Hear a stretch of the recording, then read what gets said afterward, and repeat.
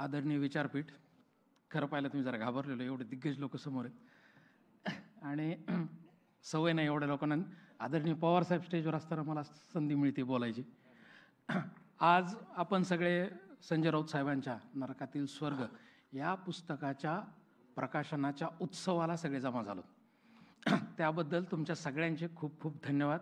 मला वाटलं नव्हतं की एवढी लोक जमा होतील म्हणून, कारण पुस्तक प्रकाशनाला 100च्या वर लोक येत नसतात आणि खालचे लोक प्रकाशकाला लेखकाला हुशार समजत असतात. तर मला जजमेंटच नव्हतं, पण मला तो आज दिवस आठवतोय. म्हणजे आज दुपारी माझ्या डोक्यात आलं, अरे तो क्षण आला बरं का आपल्याला भाषण करायचे, प्रास्ताविक करायचे. मी दिवाळीचा दिवस होता, पाडव्याचा दिवस होता आणि मी घरी जेवायला बसलो होतो. आई सगळे आम्ही जेवण करत होतो, संध्याकाळची वेळ होती आणि अचानक फोन वाजला. मी उचलला, संजय राऊत बोलतोय. मी म्हणलं हां साहेब बोला. हिंमत आहे का खरं छापायची? म्हणलं आहे साहेब. मग असं हिंमत तर येऊ द्या मुंबईला. आणि मग मी आईला म्हणलं, आई म्हणलं कुणाच फोन होता? म्हणलं संजय राऊत. अरे म्हणलं आपलं चांगलं चाललेलं आहे सगळं. मी म्हणलं आई पुढच्या पिढीचं चांगलं चालायसाठी करावं लागणार आहे पुस्तक. आणि राऊत साहेब मला तोपर्यंत एवढंच एका वाक्यात माहित होते, 100 दाऊद की एक राऊत की. आणि टी व्ही लागला की राऊत साहेब दिसायचे आणि ते कायम आक्रमक असायचे. म्हणलं आता नाही म्हणलं ते तिथे गेल्यावर मारतात का काय. आणि मी गेलो त्यावेळेस इलेक्शनचा काळ होता. मला वाटलं आपल्याला काय वेळ मिळणार नाही. बाहेर उभा राहिलो मी आणि अचानक म्हणले तांदळे का? म्हणलं. मी आतमध्ये गेलो तर ते सगळं विसरून गेले, लगेच पुस्तकावर बोलायला लागले.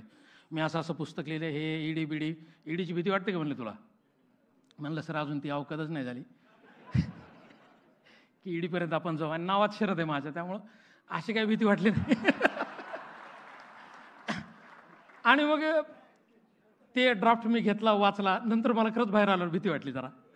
म्हणलं अरे अंगलट येण्याचं प्रकरण आहे.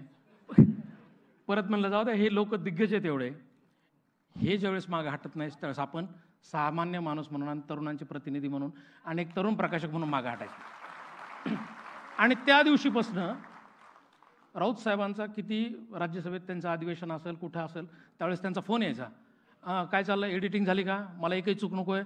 मला राऊत साहेबांचा रोखठोक, मी तर मार्मिकचा खूप मोठा फॅन आहे लहानपणापासून, पण राऊत साहेबांचे सगळे आर्टिकल्स वगैरे तर मी ऑलरेडी वाचत होतो आणि मला माहीत होतं त्यात प्रत्येक शब्दात धार किती.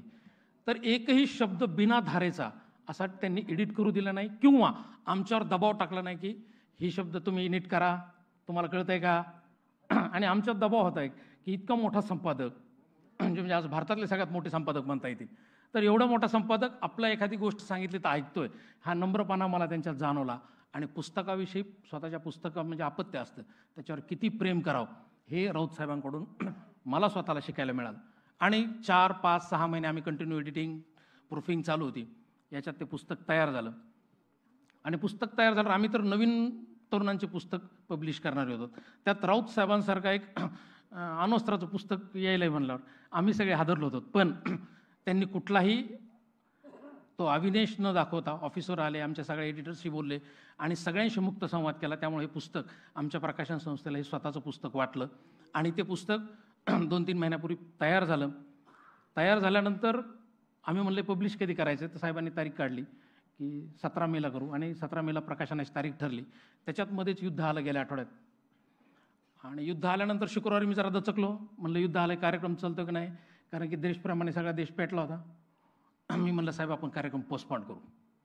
रात्री फोन केला 11 म्हणलं साहेब पोस्टपोन करू, जूनमध्ये कार्यक्रम. साहेब म्हणले नाही नाही हे सोमवारपर्यंतचं नाटक आहे म्हणले, आपला कार्यक्रम वेळ झाला. मी म्हणलं एवढा कॉन्फिडन्स, सोमवारपर्यंत नाटक. आणि मी म्हणलं ठीक आहे, आपल्याला काही बोलता येत नाही राऊत साहेबांना. म्हणलं ठीक आहे 17 तर 17. आणि त्या दिवशी मग साहेबांना म्हणलं साहेब लोक पुस्तक मागायलेत, ऑफिसवर यायलेत, काही जण ऑफिसवर येऊन पुस्तक द्या म्हणालेत. साहेब म्हणले देऊन टाका. आणि आम्ही 14 पासून पुस्तक द्यायला सुरुवात झालं, प्रतिक्रिया यायला सुरुवात झाल्या. मी तुम्हाला सगळ्यांना सांगतो की काल एका दिवसात 3000 पुस्तकं सेल झाले. आणि विशेष म्हणजे इंग्लिश आणि हिंदी पुस्तकाचे सुद्धा आमच्याकडे ऑर्डर्स आल्यात. आणि मला आत्ता सांगायला आनंद होतो की नरकातील स्वर्ग ह्या पुस्तकाचं इंग्लिश आणि हिंदीचं भाषांतर शेवटच्या टप्प्यात आहे. जुलैमध्ये दिल्लीमध्ये त्याचा प्रकाशनाचा कार्यक्रम होईल आणि मला साहेब म्हणले, साहेबांनी पुस्तकात बी लिहिले फार साहसी आहे तांदळे. सर साहसी वगैरे नाही आहे, पण लहानपणापासून यशवंतराव चव्हाण आणि प्रबोधनकार ठाकरे आमच्या नसानसात जिरलेले आहेत. त्यामुळे ही सहज डेअरिंग आमच्यात आली आहे. तर नवीन पिढीला ह्या पूर्ण विचारमंचाकडून खूप अपेक्षा आहेत. जी लोक जे राजकारणात तरुण नाही आहेत ती सुद्धा ह्या पुस्तकाकडे सकारात्मकतेने पाहत आहेत, हे मला डेली दिसतंय. तर धन्यवाद साहेब, राऊत साहेब, की तुमची आमच्यासारख्या नवीन प्रकाशकाला संधी दिली आणि आमचे शेअर्स वाढून दिले. नाही, मध्यंतरी ड्रोनचे वाढले होते, तसे आमचे वाढतील आता. तर संजय राऊत साहेब, तुमचे खूप खूप धन्यवाद. निश्चित हे पुस्तक महाराष्ट्रातल्या कानाकोपऱ्यातल्या प्रत्येक तरुणांपर्यंत, प्रत्येक माणसांपर्यंत पोहोचेल ही प्रकाशन संस्था मी तुम्हाला आश्वासित करतो आणि धन्यवाद देतो. धन्यवाद.